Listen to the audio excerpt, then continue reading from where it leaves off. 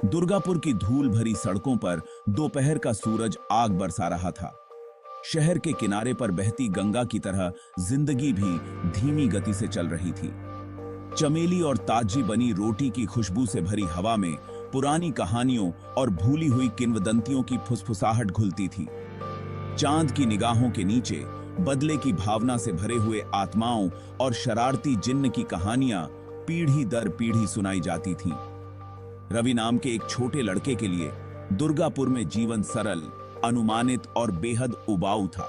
बूंखी थी, ईदी थी। रवि एक सपने देखने वाला लड़का था। जब उसके दोस्त क्रिकेट खेलते थे तो उसे अपने दादाजी की पुरानी किताबों के पन्नों में सुकून मिलता था। वह अपने सोते हुए शहर के बिल्कुल विपरीत ऊंची इमारतों वाले शहरों का सपना देखता था। उसे क्या पता था कि उसके इस शांत शहर में कहानियों की किताबों से भी ज्यादा दिलचस्प रहस्य छुपे हुए हैं। दुर्गापुर के बाहरी इलाके में एक जर्जर हवेली थी, जिसकी कभी चमकदार दीवारें अब डरी हुई और बेरंग थीं। हवेली के चारों ओर उग आई बेलें और टूटी खिड़कियां इसकी भूतिया छवि को और भी डरावना बना देती थीं। शहर के लोग डर और अंधविश्वास से भरी आवाज में इसके बारे में फुसफुसाते थे। वे कहते थे कि रात के समय हवेली से अजीब अजीब आवाजें आती हैं जो किसी को भी भयभीत कर सकती हैं। कहा जाता था कि यहाँ भूतों का डेरा है, बेचैन आत्माओं का अखाड़ा। कई लोगों ने दावा किया था कि उन्होंने यहाँ परछाइयों को चलते देखा है, जो रात के अंधेरे में और भी डरावनी लगती थीं। रवि इस हवेली से डरता भी था और अजीब तरह से उसकी तरफ खिंचा भी चला जाता था।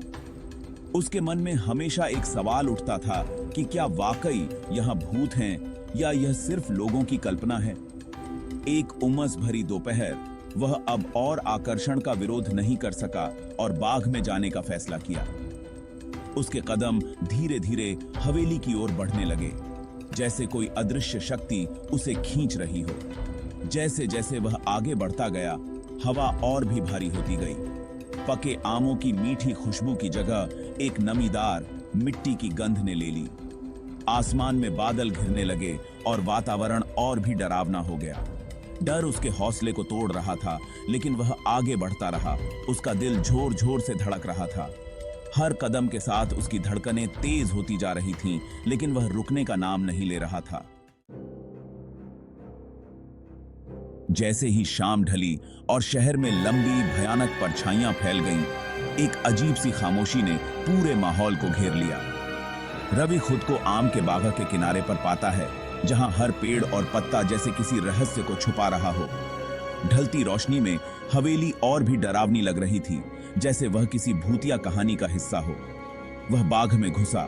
उसका दिल झोर झोर से धड़क रहा था। हर कदम के साथ डर और बढ़ता जा रहा था। अचानक हवा के एक झोंके ने पत्तों को हिला दिया, जिससे उसकी रीढ़ की हड्डी में सिहरन दौड़ गई। ऐसा लगा जैसे कोई अदृश्य शक्ति उसे देख रही हो। हवा में किसी अनदेखी मौजूदगी का एहसास और भी बढ़ गया। फिर उसने उसे देखा। एक पल के लिए उसकी सांसें थम गईं। सफेद रंग की एक झलक, एक ऐसी आकृति जो दिखाई देने के साथ ही गायब हो गई। रवि को यकीन नहीं हो रहा था कि उसने क्या देखा। जैसे ही वह हवेली के पास पहुंचा, उसने खून जमा देने वाली चीख सुनी, जो उसकी हिम्मत को चूर चूर कर गई। तब उसे पता चला कि कहानियां सच थीं। वह अब जान चुका था कि वह एक भूतिया रात का हिस्सा बन चुका है। डर के मारे उसके पांव तेज हो गए। रवि आवाज की तरफ भागा। उसका डर पल भर के लिए गायब हो गया। वह हवेली में पहुंचा और उसने देखा कि एक बगल का दरवाजा खुला हुआ है। चीख फिर से सुनाई दी, अब और करीब और ज्यादा बेबस। उसका कलेजा धड़क रहा था। रवि ने कुएं की गहरी अंधेरी खाई में झांका। वह भूतों की कहानी से कहीं ज्यादा भयानक चीज से टकरा गया था। उसके अंदर दहशत दौड़ गई।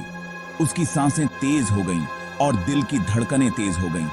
वह भागा, लेकिन एक हाथ ने उसके कंधे पर पकड़ लिया। वह चौंक गया और मुड़कर देखा। यह उसके दादाजी थे, उनके चेहरे पर चिंता साफ झलक रही थी। उन्होंने रवि को गले लगाया और उसे शांत करने की कोशिश की। रवि अभी भी सदमे में था, बस कुएं की ओर इशारा कर सका। उसकी आंखों में डर और उलझन थी। उसके दादाजी समझ गए और उन्होंने अंधेरे में झांका। कुएं के अंदर कुछ अजीब सा दिख रहा था। अगले कुछ घंटे धुंधले से थे। सब कुछ एक बुरे सपने जैसा लग रहा था। पुलिस आ गई। रवि की डरी हुई कहानी और उसके दादाजी के गुप्त फोन के बाद पुलिस ने तुरंत कार्रवाई की। कुएं को खाली कराया गया तो उसमें एक जवान औरत का कंकाल मिला। यह दृश्य बहुत ही भयानक था। पूरा शहर हिल गया था। लोग इस घटना के बारे में बातें करने लगे। रवि उस रात को कभी नहीं भूला। अंधेरे में हमेशा के लिए कैद एक आत्मा से किया गया एक मौन वादा। वह जानता था कि उसे इस रहस्य को सुलझाना